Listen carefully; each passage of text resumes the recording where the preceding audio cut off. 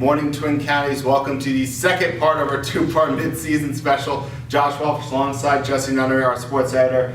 We're going to discuss the four Edgecombe County schools and Rocky Mount Prep. And let's start with the Jaguars. A difficult loss Tuesday night to Raleigh Word of God, and things have still not really progressed to Danny Ward's liking. Yeah, there's really no progression right now, and I think that's what Coach Ward would like to see. I mean, whether or not the wins come, I guess they would come with the progression, but right now, I don't think he understands exactly what team he's going to get on a week-by-week basis, and that's just not a good thing. Yeah, no, it's difficult. We were talking about this off camera. Difficult schedule for them coming up in the 1A Two Rivers. We'll stick in that conference with the team. Probably going to be the favorite there. That would be Tarboro. A difficult loss on Monday night to rival Southwest Edgecombe, but the Vikings have really been playing with fire a lot this season. They got burned against the Cougars, but I'm going to assume you're going to agree with me here that there's not much competition coming up for them. No, even with South Creek, I guess being a good team in the Two Rivers, it's Tarboro's conference to win, and I don't think anything's going to change.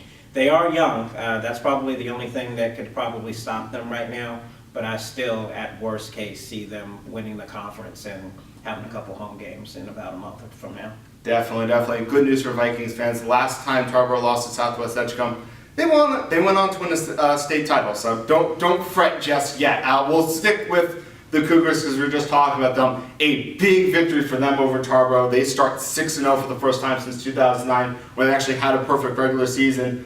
Got a little unlucky with the draw, had to go to Reedsville, lost in the Eastern Regional Final there, but you can see the experience leading Southwest Edgecombe this year. This is a tough, hard-nosed football team that Jonathan Cobb is really liking. And again, they're the favorites in the Eastern Plains. They still have to play Washington. They still have to play Farmville Central. Those are two very good teams, but there are very few teams that have been able to put up points on Southwest Edgecombe, so I think that is a good thing for the Cougars moving forward. We'll go now to North Edgecombe. They haven't really been tested. They're 4-1, but I guess what do you expect out of North Edgecombe from the little amount of information you've been able to gather about them? Yeah, I mean, I think North Edgecombe is really what their record is. I mean, they lost to Southwest, and really the Southwest game and the Tarboro games will be not only county rivalries, but they'll be the measuring stick for them. I think they'll blow through most of the other teams in the Two Rivers Conference, but when it comes down to how they play against Tarboro, will let us know exactly what kind of team we'll see next month. And we all got tricked by them a little bit last year. They got off to a great start, went to Tarboro and just completely laid an egg there. Had a nice little run in the playoffs, but that was not really, I guess, a indication of the rest of their season. We'll end with Northeast Carolina Prep, the first-year varsity program.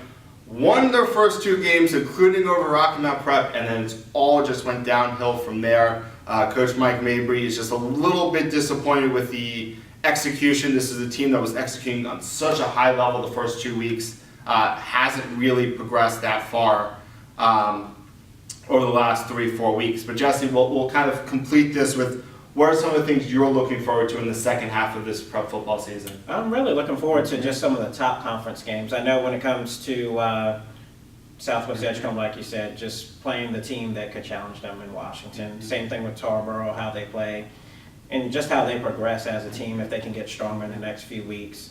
And just to see whether or not North Edgecombe plays well against Tarboro.